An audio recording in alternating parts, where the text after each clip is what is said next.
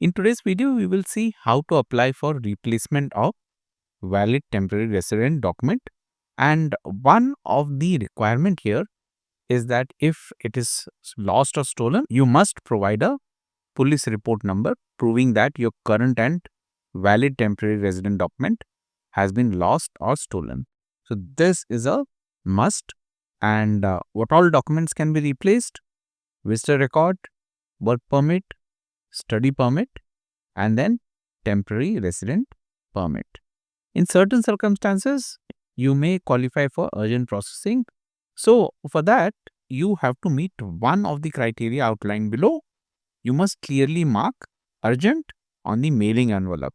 So we'll come to the envelope part later, how and where to send that.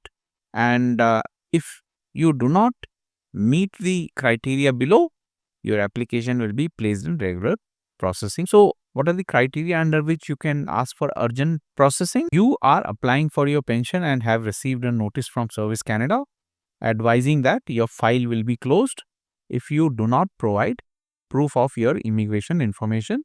So if you do not receive this notice, you cannot request urgent processing under this criteria. You must include a copy of letter from Service Canada as a proof. You need to travel because of death or serious illness in family and require proof of your immigration information in order to obtain a travel document. You must include proof of death or serious illness, example, a note from attending physician. You face immediate loss of employment and loss of an employment opportunity because you are not in possession of proof of your immigration information. Include a original letter from the employer. And in each of these above circumstances, you must provide documents related to your situation, a copy of expired travel document, and a list of documentary requirements to obtain your travel document, example, a checklist for passport application for another country. On to gathering the document. Again, do not submit your original unless specifically requested, as these will not be returned to you. So make sure you are not sending anything original unless it has been asked, and following document must be included with your application. First one is photocopy of one piece of federal or provincial territorial government issued photo identity. So the photo identification usually has an address also mentioned, and if it is unavailable, a photocopy of government issued or internationally recognized photo identification from outside Canada before your entry to Canada. So you must produce what was before you entered to Canada. This could include the passport or travel document you used to enter Canada as a permanent resident. If you have never entered as a Canadian permanent resident, include a photocopy of the passport or travel document you use as a temporary resident.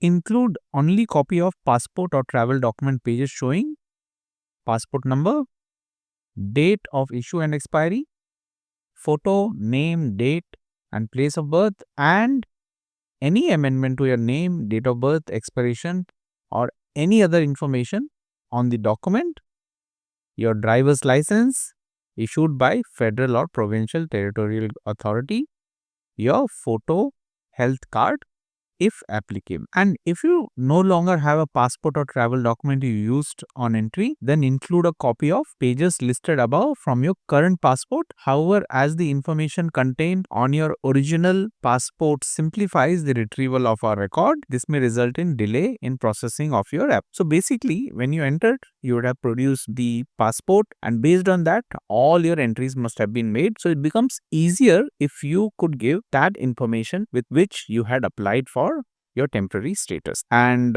that's why it becomes important that you share that information, including the time of entry to Canada, in your application form. Photocopy of one piece of federal or provincial territorial government issued identification with or without a photo, or if unavailable, a photocopy of government issued or internationally recognized identification from outside Canada before your entry to Canada. This includes, it could be your birth certificate or your marriage certificate if applicable.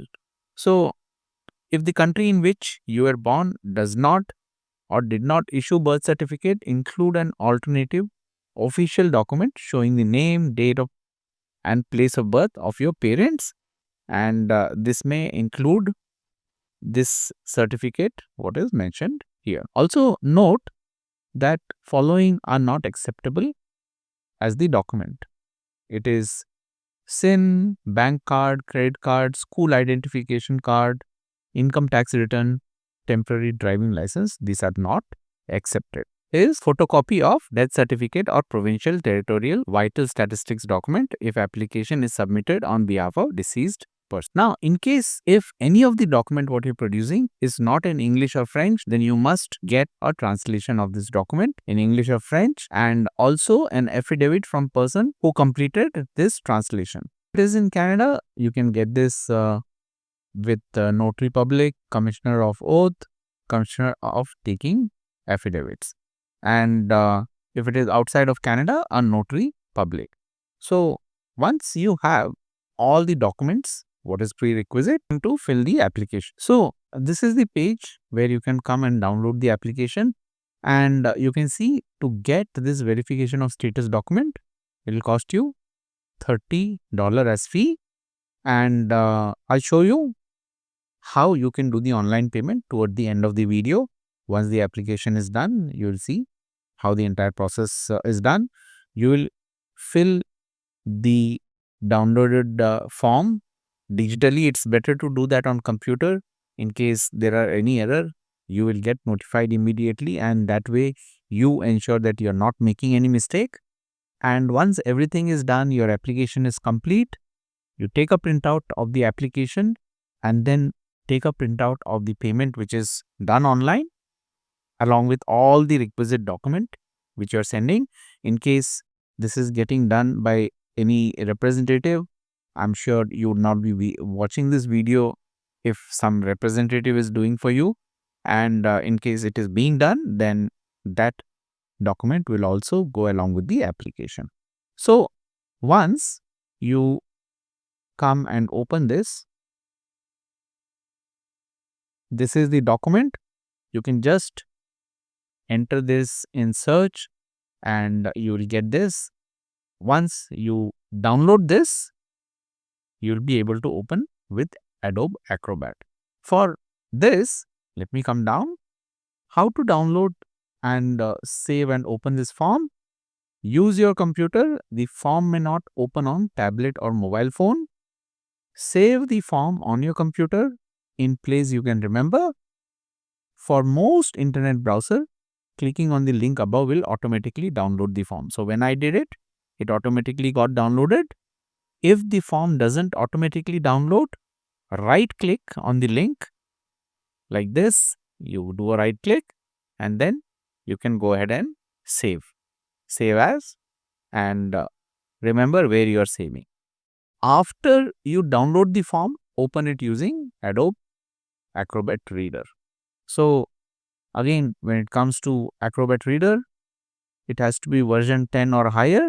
You can get the latest version by going here and downloading by clicking or saving, and then select file from the top menu, click open, find the location where you save the form, click on the file and click open. You came to Canada, you would have been given a client ID or UCI number along with whatever document you entered, and this you can find by logging into IRCC website where you would have this detail available. If you are not able to find, you need not worry, you can just write not known, and as long as other details what you're going to give here are correct, IRCC should be able to get details of your document. So that's why it's important that you fill in everything correctly. So in case you have the UCI number, enter that. It's going to help fasten the process. If not, you can write not known. Then surname and given name. This is at the time of entry what your name was. You enter that, and you see here surname comes first, then the given name. In case current surname and given name has changed, then you will write that here. If not, just leave it blank. Date of birth, this is the format, and you can see how it has been entered here. Then place of birth that you write, and here you see you have to write city, state, and country or territory. Once this is done, citizenship, you'll have to enter like this, whichever country citizenship you have, and then the passport number. And this passport number, is this the number which you use to enter Canada, or if the passport number has changed, is it the current one? So if you have a new passport, in that case you will make this selection. If it is the same passport at the time of entry, you will make a selection like this. If you have the same passport, it makes the work easier, as all the information would be matching with this passport what you had given at the time of entry. Date of issue and then the expiry date, whichever passport you are entering, enter that detail here. Once this is done, come to the marital status. Here you will select the marital status. Here I have chosen married, and once this is selected, the next question is, if you are married, is your spouse a Canadian citizen or permanent resident? You have to choose your answer. Here you can see I have selected no. Then language of correspondence, there are only two languages, English or French. So once that is done, current mailing address. Whatever document you will be submitting as photocopy, enter exactly as it is given in the document. And here you can see, if post box is not there, you can leave it blank. If it is there, you can enter that. Then apartment unit number, street number. If apartment or unit has a name, you can enter the name. So street name, city, town, country, territory, province, postal code, and if it is outside of Canada, some places might have district, so you will enter district here. For example, India has district. When it comes to residential address, if it is same as mailing address, you will click yes. If not, you will click no. If it is no, then you have to enter the detail of your residential address. Here I am keeping as yes. Then telephone number, whether it is Canadian or US number, you will make the selection. If not, you will select others. And type, from this drop down, I have made cellular as the selection. And then country code, always add plus followed by country code. Canada's country code is +1. So that's how I have entered here. And this number, the phone number is 10 digit. Once you enter all 10 digit like this and finish, it will automatically change to this format. You need not worry. In case there is extension, you enter that. And same goes for the alternate telephone number. In case you have, you make a selection. If you don't have, you need not fill the alternate telephone number. Only in case you have, you fill this. Then comes the email address. You will enter the email address, and this is the email address you are authorizing for all correspondence, including file and personal information. So once you enter this, you come to part B. What type of request are you making? Replacement of valid temporary resident document. So this has been selected. And then immigration document, date of issue, you make that entry, and what was the port of entry. Here Toronto has been entered. In case you want to add Ontario, you can add that. And then next one, indicate for which of the following you need a replacement copy or verification of status document. If you have more than one valid temporary resident document, indicate the document ID number, or if unknown, the document issue and expiry date of the requested document. So once you go through this, make a selection of the document for which you need replacement. In case it has multiple one, then you make the selection. and enter the ID number or the issue date. If you have the ID number, it makes things easier. If you don't have the ID number, in that case, you at least write the issue date and the expiry date, which I'm sure you would know with the temporary document. So once that is done, you come down. Part B, document requested. Here was your original immigration document lost, stolen, destroyed, others. You will make a selection from this, whichever it is. If it was lost, you check the box like this. If it was stolen, you make it here. If it was destroyed, for example, by fire, you make the selection. And once that is done, provide detail if the document was valid temporary resident document and was lost or stolen, indicate the police report number. So remember, at the start I had said, if it is lost or stolen, it is there for potential misuse and police report becomes mandatory so that it does not get misused by anyone else and all the government machinery knows that this document is out somewhere for potential misuse. Once you enter the police report number and what date that should do. Then comes if you are requesting a verification of status of immigrant visa and record of landing, confirmation of permanent residence, you have applied for it before. In that case, you have to make your selection. Here I am saying no, as it is the replacement of document for which I have made selection. If you are applying for verification of status of immigrant visa and record of landing, confirmation of permanent residence, and you are not a Canadian citizen, have you ever since your admission to Canada as a permanent resident been convicted of a crime or offense in Canada or elsewhere? You have to make your selection. If it is yes, you have to attach copy of relevant court document. Once this is done, are you a Canadian citizen? Make a selection. Here I have made no. And then list all name you have ever used. If it is only one name, you see here I have entered Kumar, Kiran. If it is more than one name, then you have to enter those details.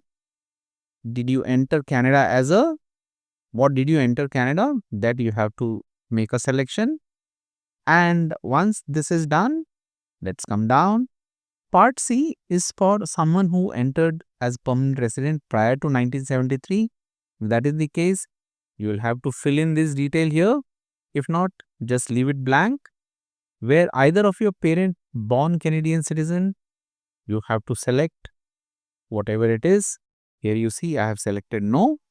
And then what are the names and date of birth of your parent?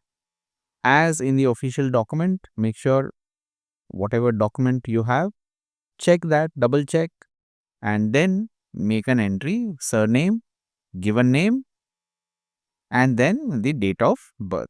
Once that is entered, come to this page 3. What was the occupation of each of your parents? Enter that. In case it was housewife, make an entry as housewife.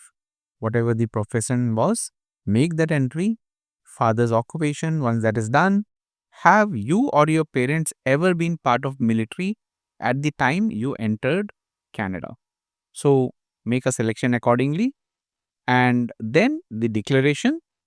And here you see there are two signature section. This signature section is for the parents. If the applicant is minor, minor's thumb impression or signature will come here. And date you can enter here. You can type it as I am showing like this. And in case it is minor, even thumb impression should be good. Otherwise, make the signature here, and the signature you cannot do digitally. Once everything is filled, you take a printout and then you do a signature with black or blue pen. Once that is done, your application is complete. Make sure if it is minor, parents do the signature here. If it is an adult, then adult can sign here and put the date. This section is not required. This completes the filling of application. Then let's go to page 4. This is the document checklist. At start of the video, I had shown the documents, what will go with the application. To this, you will see not all are required. Whatever is applicable, you will be checking that. I have enclosed the following item: original application, form verification of status or replacement of immigration document, completed and signed. So as I said, it has to be signed. Then photocopy of one piece of federal, provincial, territorial government issued ID, photo identification, or if unavailable, photocopy of government issued photo identification from outside of Canada. So I had shown at the start what documents you can submit. If not, just go to the start and see this. And once you make the selection, photocopy of another form of identification issued by federal or provincial territorial government of Canada, or if unavailable, a photocopy of government issued identification from outside Canada. Again, this detail I had shown you earlier. Then comes photocopy of court document. This is only required if you have been convicted of crime, and in that case you will add this, otherwise you leave as it is. Copy of fee receipt showing the amount paid. We will see how the receipt payment will happen, and once that is done, you will check this also. Then original use of representative in case someone else is doing. If you are watching this video, I believe you are trying to do this on own, so this won't be required. And then proof of urgency if applicable. If you meet the criteria what was shown, you will check this box. Then this one is only required if it is for the deceased person. Again, you can go and check this out. So the application part is complete. To the payment part, you see here $30 fee. Once you click here, verification and replacement of immigration document costs $30. Now, for you to pay, once you come down, go to online payment, and here you need card to pay. Credit card, prepaid card, debit card are accepted. And then come down. From here, make a selection, other services. Click continue.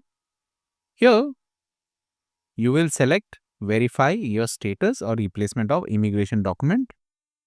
Whatever the quantity is, you will make an entry. If it is more than 1, you will have to enter that. I have entered 1. So here it shows $30.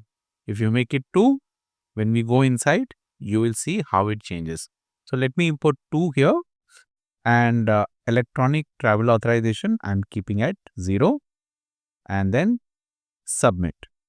Here you will have to log in to pay, and since it shows 2 documents, you see the total amount comes to $60. Once you click here login and pay, in case you already have the email address and password, you can directly log in. I have.